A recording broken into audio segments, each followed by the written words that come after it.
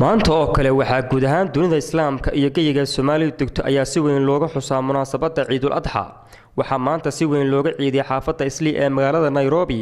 ugu horeyntii waxaa munaasabada khudbad ka jeediyay Sheekh Nuur Baaruud Gurxan oo ka mid ah culimada Soomaaliyeed.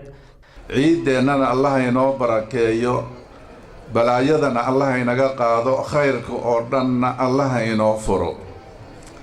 waxaan kelmadan wax yar kaga sheegayaa munaasabadan shacairteeda waxaa ka mid ah ama ciidanba lagu magacaaba Ciidul Adha. waa ciidda aad ogtihiin in xoolal badan la qalo.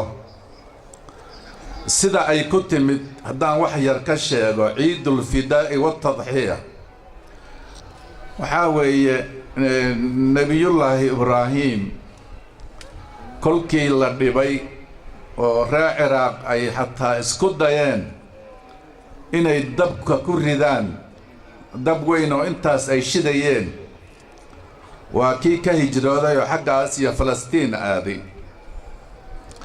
ilaahay buu baryay subxaanahu wa tacaala, wuxuu yidhi rabbi hablii min as-saalixiin, ilaahayow carruur khayr qabta isii.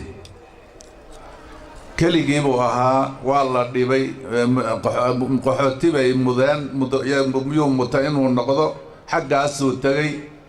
ilaahay buu baryey, fabasharnaahu bighulaamin xaliim, wiil baa ilaahay ugu bishaareeyey. sidoo kale siyaasiyiintii halkaasi ka soo qayb galay waxaa ka mid ah xildhibaanka laga soo doorto degmada Kaamakuuji ee xaafadda Islii. ugu dambeyntii mar xildhibaan Yuusuf Xasan wax laga weydiiyay xaaladda xaafadda Islii ayaa waxa uu sheegay xildhibaanka in dawladdu wax ka qaban doonto jidadka xaafadda Islii iyo gaadiidka yaryar ee Soomaalidu u taqaan mootada ama bajaajka, kuwaas oo ay ka cawdeen dadweynaha ayagoo sheegay inay dib ku hayaan suuqyada xaafadda Islii iyo socodka dadweynaha. Assalaamu calaykum wa rahmatullaahi wa barakaatuh. waan idin salaamay.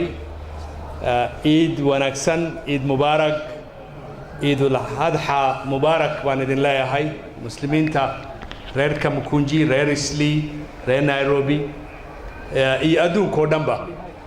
waxaan ilaahay ugu mahadnaqayaa annagoo nabada oo caafimaad qabna inuu na soo gaarsiiyey ciidan maanta, ciidan barakaysan. waxaa kale toon salaan u dirayaa iyo tahniyad muslimiinta ay u suurta gashay inay waajibaadkooda xajka ay soo gutaan sanadkan. waxaan ilaahay uga baryayaa si nabada inay reerahoodii iyo guryahoodii iyo dalalkoodii ku soo naabtaan. waxaan anigu jeclaan lahaa inaan culays badan saaro meesha marxalada maanta aan marayno. markii ugu horreysay ee horeete ee muslimku Islii ay isugu iman jireen, hal meel oo keliya lagu tukan jiray. tiradeenu aad bay u yareen. maasha Allah, maanta garoon kasta oo Islii ku yaala muslimiinta sidaas ay u tuban yihiin. tiradoodii baa soo badatay, ganacsigii baa soo batay. meel kasta oo martana waxaad arkaysaa dad muslim oo dharkooda xiran.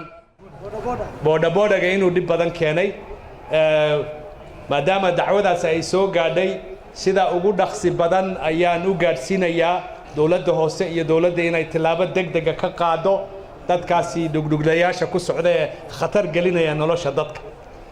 waan tilaaban ka qaadaynaa, nidaam baan ku soo rogaynaa wixii maanta ka dambeeya. Maxamed Jaamac Abdullaale, Kalson TV, Nairobi.